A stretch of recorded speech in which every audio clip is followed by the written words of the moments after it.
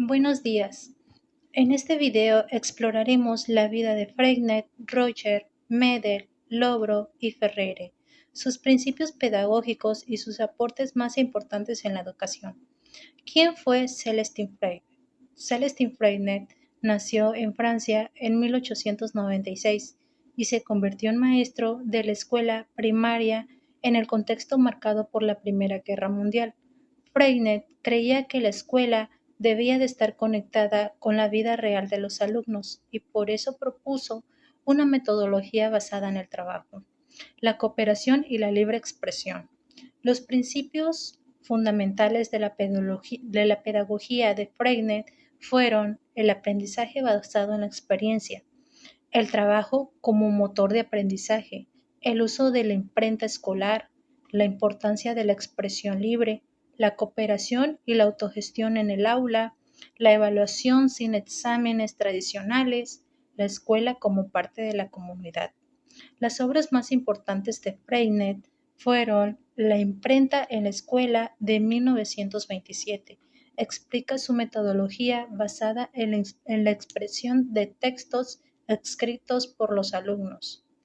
Los invariantes pedagógicos de 1964 expone una serie de principios educativos universales que siguen siendo relevantes hasta el día de hoy. La educación del trabajo define la importancia del trabajo práctico en el aprendizaje y por una escuela del pueblo, la cual manifestó sobre la necesidad de una educación inclusiva y accesible para todos. En conclusión, Freinet revolucionó la educación al colocar a los estudiantes en el centro del aprendizaje. Su enfoque práctico y cooperativo demostró que la escuela podía ser una especie de creatividad, autonomía y crecimiento personal. Su legado nos recuerda que aprender no es solo memorizar, sino experimentar, compartir y construir conocimientos de manera colectiva. Carl Roger nació el 8 de enero de 1902 en Ward Park, Illinois. Fue un psicólogo estadounidense humanista que revolucionó en la educación con su enfoque centrado en la persona. Su teoría se basa en el aprendizaje es más efectivo cuando el individuo se siente valorado, comprendido y es libre de explorar. Su modelo educativo es fundamental en la autoexploración y la autonomía del estudiante y el aprendizaje experiencial. Rogers se basó en el humanismo y en la psicología centrada en la persona, sosteniendo que el ser humano tiene en tendencia natural la autorrealización. Y también Carl Rogers revolucionó la educación con su enfoque centrado en la persona, promoviendo un aprendizaje basado en la autonomía, la experiencia y la motivación interna. Hoy en día su legado sigue siendo muy vigente en la actualidad, más que nada en la pedagogía, porque ocupan el uso de metodologías activas y en la importancia de la relación entre el docente y el estudiante como un facilitador en el aprendizaje. Él también promovió el concepto del aprendizaje autodirigido, que se basa en la capacidad del estudiante para gestionar su propio aprendizaje. Así, el estudiante tiende a una autonomía con una motivación interna gracias a las experiencias que éste contiene y así pueden hacer una autoevaluación. Hola, mucho gusto. Hoy hablaremos acerca de Adolfo Ferrey sobre sus aportaciones en la educación. La educación integral también tiene que ver con Adolfo Ferrey porque abogó por una educación que no solo se centrara en el desarrollo intelectual, sino que también incluyera en el desarrollo emocional, ya que esta parte es muy importante incluirla porque el estudiante necesita estar bien emocionalmente para aprender. Si está de emociones, se podrían decir que tristes o enojadas, se bloquean las partes de aprender. es decir, no se concentra, está distraído y pues si está de un estado de felicidad y así en paz, el alumno logrará comprender lo que el maestro le está transmitiendo. Y también está el aprendizaje activo.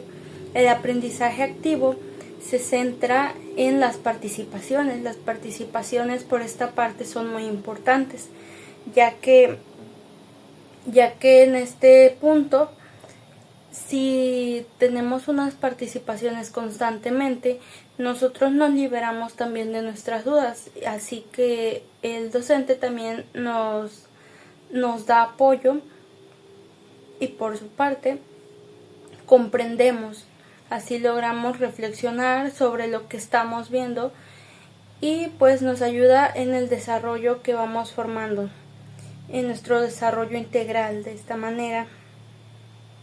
Y pues también abogo por la educación democrática, igualitaria, para que todos seamos tratados de la misma manera y con respeto.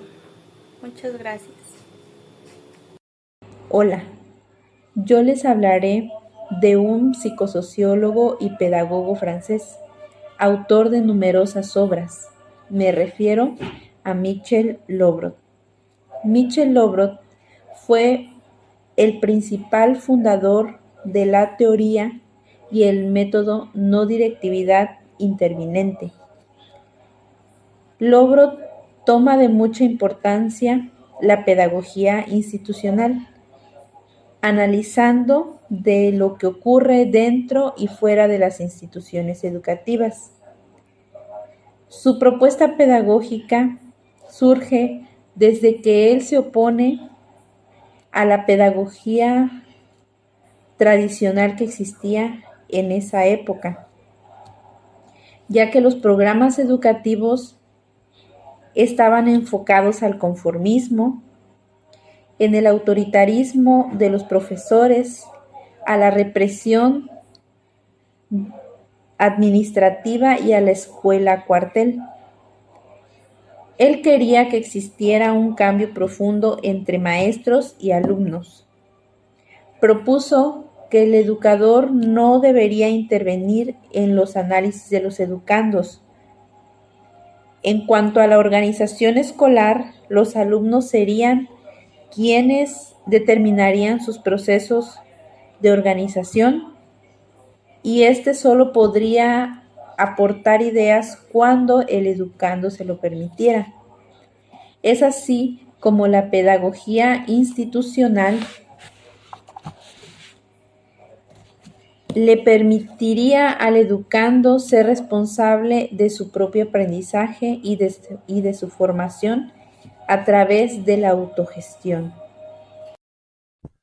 Hola, me llamo Michelle. Bueno, y vamos a platicar un poco sobre Gerard Mendel.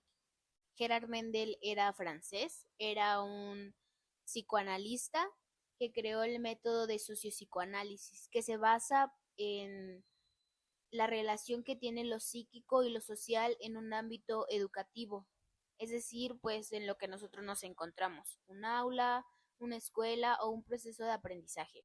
Gerard Mendel decía que la imposición autoritaria en la escuela lo único que hacía era entorpecer el aprendizaje porque creaba miedo hacia los alumnos, de los alumnos hacia sus profesores y que eso no los ayudaba en nada. Entonces él creó la pedagogía de la liberación, que se basa en una plática horizontal en donde alumnos y maestros están al mismo nivel y entonces ellos pueden servir más como un guía en vez de como una autoridad. Un ejemplo de esto es permitir que los alumnos creen consejos para decidir sus actividades. De esta manera se fomenta la responsabilidad y se reduce la práctica autoritaria. Asimismo, cuando los alumnos pueden decidir sus proyectos, se crea una enseñanza más significativa y más comprometida porque pues va concorde a sus gustos y cosas que de verdad les interesen más que solo enseñarles por lo que dice la materia. La teoría de Mendel nos invita a repensar la educación para crear nuevos lugares en donde la educación sea más una colaboración y no sea algo impuesto por la autoridad para que podamos aprender más que nada por nuestros intereses y por gusto y no por obligaciones. En esta teoría, maestros y alumnos participan activamente en la educación y no solo es impuesto algo solo porque la autoridad lo dice. Muchas gracias por vernos. Estos fueron los autores que vimos y lo que piensan ellos sobre la teoría educativa.